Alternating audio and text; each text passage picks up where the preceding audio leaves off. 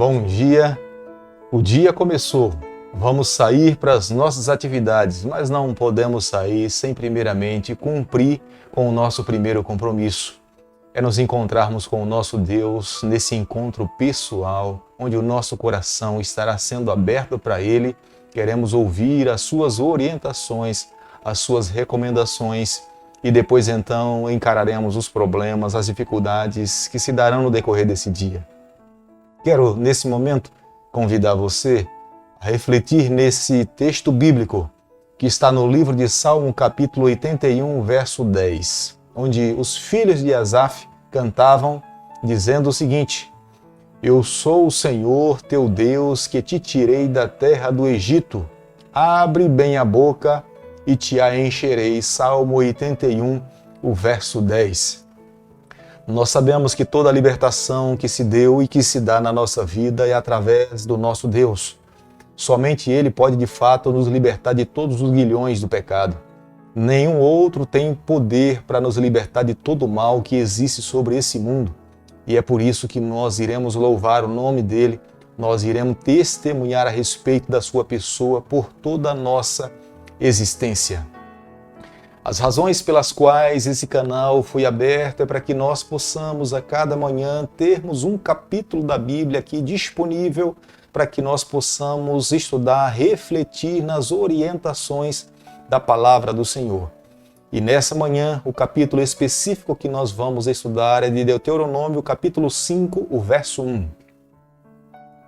Chamou Moisés a todo Israel e disse-lhe: Ouvi, ó Israel, os estatutos e juízos que hoje vos falo aos ouvidos, para que aprendais e cuideis em os cumprirdes.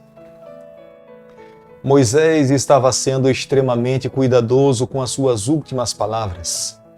Este era o segundo discurso de Moisés para toda a nação de Israel. Moisés usa expressões, ouvi Israel. Ele de fato estava falando, prestem atenção, tomem cuidado em anotar esses conselhos. Se vocês se esquecerem de algumas coisas, desses aqui vocês não podem. É de essencial para que vocês vivam uma vida feliz. E ele falava, ouvi Israel. E ele começa a falar e a dizer o que de fato Deus tinha colocado no seu coração. As lembranças pelas quais ele tinha da conversa pessoal com Deus, nesse momento crucial, ele estava relatando para a nação de Israel, deixando como registro e conselho para que aquele povo pudesse viver uma vida feliz. O próprio livro de Deuteronômio, o nome em si, é uma repetição das leis. E Moisés começa a relembrar daquilo que de fato é essencial para que o seu povo pudesse viver uma vida feliz. E ele começa mais uma vez a mencionar a lei dos mandamentos de Deus que ele mesmo recebeu das mãos do Senhor, escrita pelo dedo do Senhor. No capítulo 5 do livro de Deuteronômio, o verso 3, Moisés traz uma lembrança à nação de Israel. Ele fala, o compromisso e aliança não foi apenas com os nossos pais, Abraão, Isaac e Jacó, mas a aliança ela se expande e se estende a nós também, e ele incluía a nação de Israel. Poderia acontecer que alguém, vivendo naquele período, pudesse se justificar dizendo o seguinte, a aliança não foi comigo, a aliança foi com o nosso pai. O que é que eu tenho com o compromisso do meu pai? Mas Moisés, nesse momento, está a lembrar a nação de Israel que a aliança, ela de fato passava de pai para filho. Os filhos tinham a responsabilidade de proclamar, os filhos tinham a responsabilidade de viver as verdades. Eles seriam responsáveis em entrar na terra prometida, mas eles também estavam se comprometendo em viver uma vida que representasse o nome do Senhor, que tinha assumido aliança com os seus pais no passado. No capítulo 5, o verso 5 do livro de Deuteronômio, Moisés ele se coloca como sendo o mediador entre Deus e os homens. Foi ele que recebeu das mãos de Deus a lei dos 10 mandamentos. E foi ele que, ao receber das mãos do Senhor, ele colocou nas mãos do povo de Deus, a nação de Israel. Moisés ouviu as palavras do Senhor. Moisés viu o Senhor escrever com o seu próprio dedo e Moisés foi o responsável em comunicar ao povo de Deus o que o Senhor esperava que eles pudessem viver. Moisés, naquele momento, ele estava assumindo um papel de Cristo. O que Cristo faz por mim e por você hoje. Ele intercede pela nossa vida, ele é o nosso único mediador. Moisés um dia assumiu esse papel, recebendo de Deus a lei e entregando para o seu povo. Jesus, na cruz do Calvário, entregou a sua vida para nos redimir e apresenta o seu sangue redimido para que ele possa nos conceder o direito da vida eterna. A lei de Deus representava a graça salvadora de Jesus Cristo naquele momento. Era a única forma de alcançar a plenitude das bênçãos de Deus, era vivendo uma vida de obediência ao que Deus estava pedindo para que eles pudessem viver. No capítulo 5, verso 7 do livro de Deuteronômio, Moisés reitera as orientações de Deus. Deus estava pedindo exclusividade. Deus não esperava que existisse nenhum concorrente quando se trata de adoração.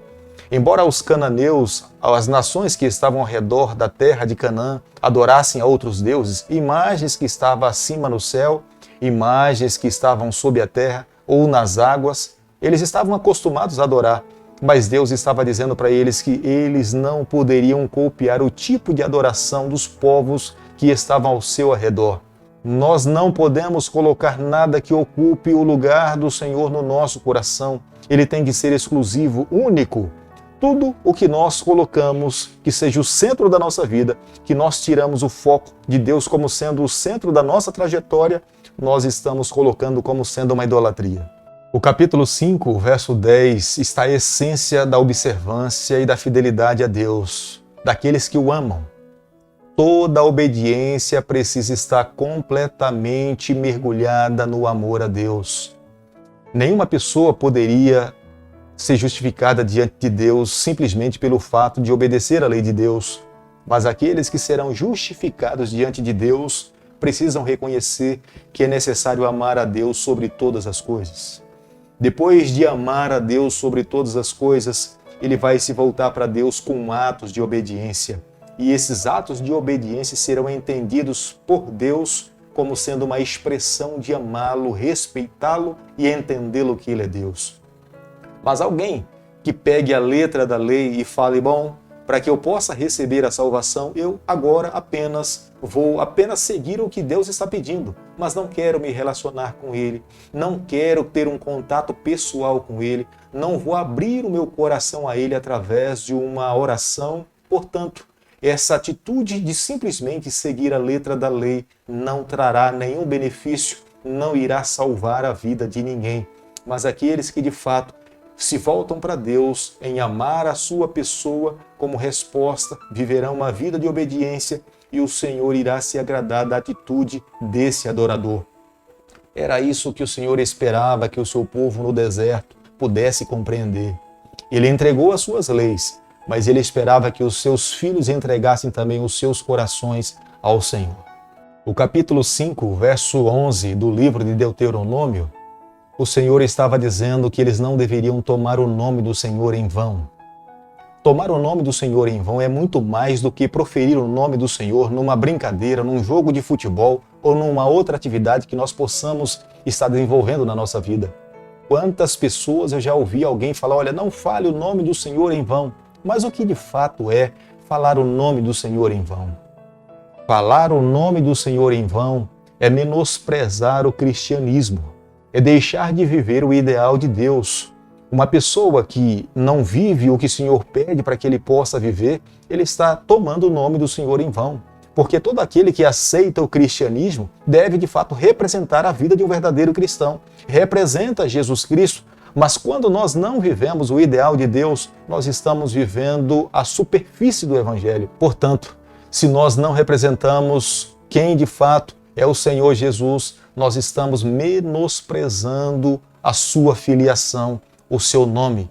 E Deus estava dizendo para os seus filhos, vocês não podem tomar o meu nome em vão. O livro de Deuteronômio é a recapitulação da lei de Deus.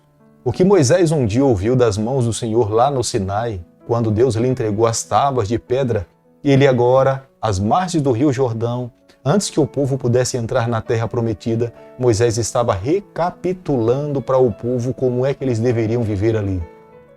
O sábado provém das mãos de Deus. O sábado provém do Éden. Quando nós olhamos para a lei de Deus, nós podemos ver que o Senhor foi muito específico no que ele diz com respeito ao quarto mandamento, que é o santo sábado do Senhor. Os israelitas deveriam cessar as suas atividades. Os israelitas deveriam entender que esse dia era separado para um relacionamento pessoal com o seu Deus. O sábado, portanto, trazia a noção e o entendimento para a nação de Israel de libertação do pecado, como aconteceu lá quando eles estavam no Egito. Para eles não poderiam se esquecer que quem de fato tinha trazido a bênção de uma vida plena, da libertação de todo o sofrimento, era o Senhor.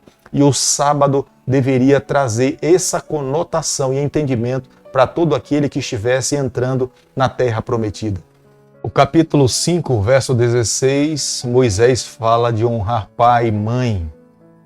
O apóstolo Paulo fala que somente aqueles que conseguem compreender a importância de um pai e de uma mãe é que eles um dia poderão honrar a Deus. Deus queria que os seus filhos pudessem zelar pelos seus pais. Era a única forma de, na velhice, eles conservarem a vida e não serem maltratados, é se tivessem filhos cuidadosos que pudessem acompanhar os seus pais quando eles mesmos já não tivessem mais condições de cuidar de si mesmos. E Deus estava pedindo para a nação de Israel que eles não deveriam se esquecer, porque seriam seus pais que deveriam transmitir os valores para os seus filhos. Uma das maneiras em que um filho pode honrar o seu pai e a sua mãe é obedecendo os valores que o seu pai imprimiu no seu coração. Deus queria que os seus ensinamentos perpetuassem sobre a terra. E ele sabia, se ele não educasse o coração dos seus filhos, daquela geração, os seus filhos iriam menosprezar os ensinamentos dos seus pais. Era por isso que o Senhor também estava dizendo: honre os seus pais e as suas mães, para que prolongue sobre a terra os dias que o Senhor teu Deus te concede. O capítulo 5, o verso 17, Moisés fala de não matarás. A vida é um dom que somente Deus nos concede. Ninguém pode reproduzir a vida. A vida é dada por Deus, portanto ninguém tem autoridade sobre a vida de ninguém. Ninguém pode tirar a vida de uma outra pessoa. Deus não se alegra com alguém que vai na direção da vida de um outro ser humano. Mas o objetivo de Deus, além de impedir que os seres humanos tirassem a vida de outra pessoa, ele também estava zelando pelo coração. Ele não queria que os seus filhos alimentassem o ódio dentro do seu coração. Quando alguém não age, mas ele alimenta no coração contra alguém, ele está cometendo o mesmo ato. Jesus Cristo, mesmo um dia, quando esteve nessa terra, ele nos ensinou essas verdades. Portanto, hoje, acumular no coração o ódio é como se nós estivéssemos tirando a vida dessa outra pessoa. E a palavra de Deus nos orienta que os céus estão com os seus olhos abertos para essa terra, observando e avaliando o coração daqueles filhos que alimentam o ódio dentro do seu coração. O capítulo 5 do livro de Deuteronômio, o verso 25 e o verso 26, há uma pergunta por parte da nação de Israel: por que nós morreríamos? Eles estavam impressionados com a santidade de Deus. O que Deus estava colocando para eles através da boca de Moisés, aos olhos humanos, era algo que eles entendiam, que o Deus que eles serviam era um Deus extremamente santo. Eles começaram a olhar para si mesmos e viram que estavam completamente envolvidos no pecado. Somente alguém que reconhece o seu estado de pecaminosidade é que pode de fato encontrar a cura. E era isso que Deus estava querendo que a nação de Israel sentisse. Deus esperava que eles se voltassem para Deus e vivessem uma vida de dependência. O próprio santuário era a forma pela qual a graça divina se manifestaria entre o seu povo, com o objetivo de preparar aquela nação para ter um encontro pessoal com o seu Deus. E Deus esperava que a única maneira pela qual o seu povo pudesse representar o seu nome nessa terra era vivendo a totalidade das verdades que ele estava transmitindo ao seu povo através da boca do seu filho Moisés. Se eles vivessem a metade ou 99 daquelas verdades, não iria cumprir os seus objetivos. E Deus, através dos lábios de Moisés, ele estava a comunicar à nação de Israel como é que eles deveriam viver, para que os seus limites a cada dia pudessem se expandir e a bênção de Deus pudesse estar sobre a vida do seu povo. Meu amigo, nessa manhã, ao concluirmos o capítulo 5 do livro de Deuteronômio, quero chamar a tua atenção para o verso 29. É Deus falando para o seu povo, dizendo o seguinte: quem dera eles tivessem tal coração. Claro que Deus espera que os seus filhos vivam uma vida de obediência, mas acima de tudo, o coração precisa amar ao Senhor. De nada adianta alguém se esforçar ou tentar seguir a letra da lei se o seu coração não está completamente voltado para Deus em amá-lo com todas as suas forças. Se as nossas ações não é resultado de amar a Deus, as nossas obras perdem completamente o seu valor. Já no Antigo Testamento nós encontramos essas verdades. Nos dias em que nós estamos vivendo, nós não podemos nos esquecer disso. O que é que motiva o meu coração, o teu coração, a irmos semanalmente na casa do Senhor, nos encontrarmos com Ele? O que é que motiva o nosso coração a cada dia buscarmos viver uma vida de obediência ao Senhor? Se é o resultado dessa observância é receber a salvação, nós estamos equivocados. Nós precisamos primeiramente reconhecer que nós precisamos amar ao Senhor.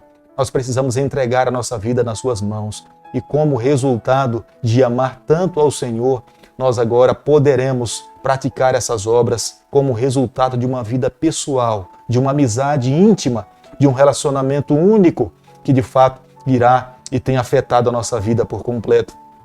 Por isso que nessa manhã, nesse momento, eu quero convidar você para que nós possamos cada dia amá-lo com todas as nossas forças. Depois que amá-lo com todas as nossas energias, nós iremos sair para as atividades nesse dia, praticando as obras que Ele espera que nós possamos praticar. E essas obras serão consideradas pelo céu, porque elas são resultados de uma vida pessoal, amiga, íntima com o nosso Salvador. Querido Pai, nas Tuas mãos, nessa manhã, nós nos colocamos.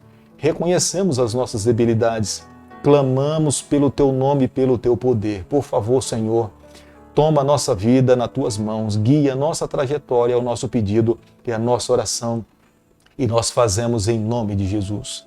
Que o Senhor te abençoe e te guarde, que Ele faça resplandecer o seu rosto sobre você, que Ele tenha misericórdia de você, que sobre você nessa manhã Ele levante o seu rosto e conceda a sua paz em nome de Jesus. Amém.